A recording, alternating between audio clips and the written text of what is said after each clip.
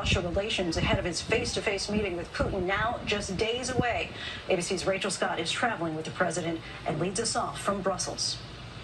Tonight, just days away from that high-stakes Geneva summit, President Biden says he agrees with Russian President Vladimir Putin on one thing. U.S.-Russia relations are at a low point. Let me make it clear. I think he's right. It's a low point. The president preparing to come face-to-face with the man he once said had no soul, planning to deliver a firm message on everything from cyber attacks to human rights. We're not looking for conflict. We are looking to resolve those actions which we think are inconsistent with international norms. But unlike but the Most High is going to create conflict, so it doesn't matter how they feel. His predecessor, who refused to publicly confront Putin on election meddling in 2018. I have President Putin. He just said it's not Russia. I will say this, I don't see any reason why it would be. Biden will not hold a joint press conference with the Russian leader. I know you don't doubt that I'll be very straightforward with him about our concerns, and I will make clear my view of how that meeting turned out, and he'll make clear how from his perspective, how it turned out.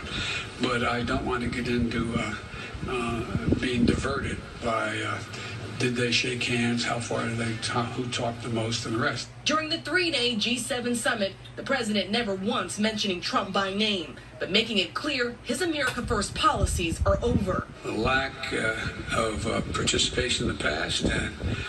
Hey, let's be very clear. Yahweh Shimi Hawashai is stirring this thing up, man. He's putting Babylon the Great against Russia. Not only by in these latter times, in these latter days, because that's prophecy. The leaders of those countries, but by the people in the G7 countries. And America's back. Today, G7 leaders presenting a united front on global issues ranging from climate change to the pandemic. But their plans to counter China's growing influence brushed off by the Chinese embassy, saying the days when global decisions were dictated by a small group of countries are long gone. And tonight, President Biden landing in Brussels to meet with NATO leaders. Yes. Before leaving the UK, surprising locals at a mass. Then Marine One touching down at Windsor Castle, the Queen welcoming the Bidens with royal fanfare.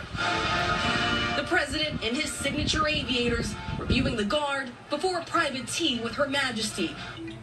Hey, and that's pretty much it on that, man. The Most High is going to use Russia and these other countries to destroy America, Babylon the Great. The president describing the Queen as and that's all in the scriptures, man.